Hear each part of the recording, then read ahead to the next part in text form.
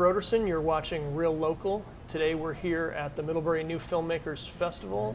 There are 90 films screening this weekend over 3 venues, and I think the best part about it, besides watching the movies, is having an opportunity to talk with those who made them.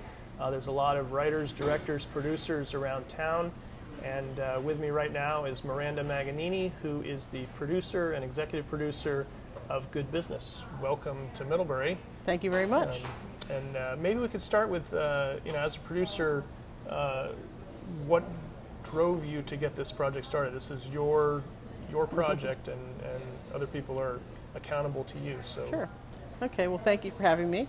I guess what drove me to the project is I have a history as a business person myself, and of being involved with socially responsible businesses. I was a founder and a CEO of a little business in Brooklyn.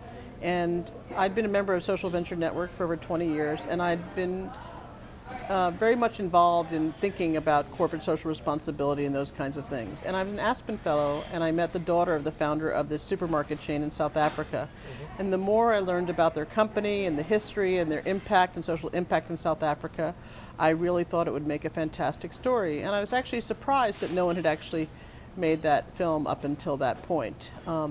In addition to which, I was hired by the Fetzer Institute in Kalamazoo, Michigan, to be on their advisory board to look globally for businesses that embodied the love, forgiveness, and compassion, which is the Fetzer's mission.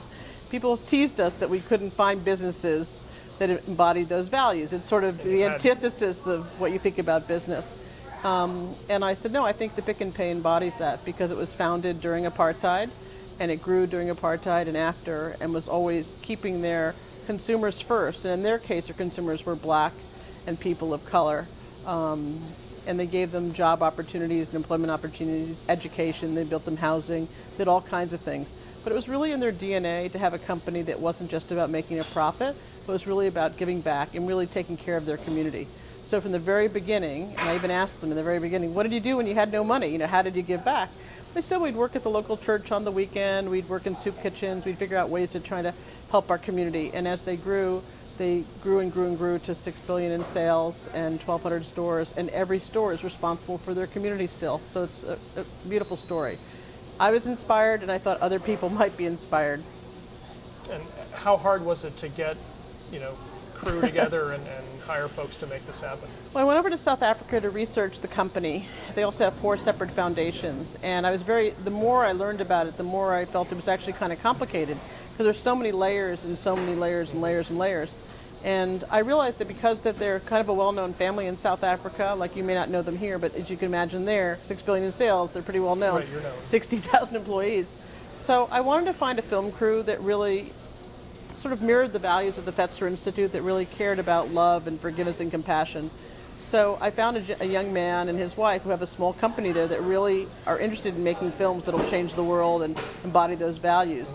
And I learned about them through the Ackermans, actually, and I hired him, Rob Schirmbrucker, and his wife, Karen, who's our still photographer. And then I came back to South Africa with the Fetzer's blessing and some of their money, and we made the film there, and then we spent time after that editing it. Now, where are you sort of in the festival? So where's Middlebury fit in the exposure of this film? Because I think Vermont's, you've got an audience here that I think would be very receptive to this kind of story. So are we at the beginning of the release? Yes, you are actually our world premiere here in Middlebury, and we're very delighted to be part of that, actually. Many years ago, I attended the Japanese school in Middlebury. My own company had investors from Vermont in it, so I really love Vermont. And I love Middlebury and what it represents. But more importantly, I was really honored because I felt it was a beautiful thing to have a film festival that would welcome new filmmakers. Frequently, when you apply to film festivals, what my understanding anyway is, they're already getting people in that have already made films or they already know them. And so it's actually kind of hard to get your foot in the door. So it's nice to get started here.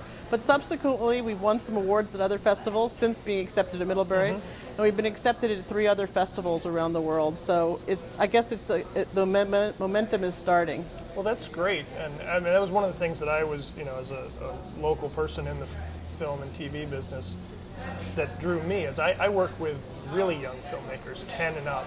I primarily work with younger kids. I teach a couple college courses, so that was my real connection to the festival. Is looking at what does it take to make your first film, whether it's a short or a feature length, documentary or fiction.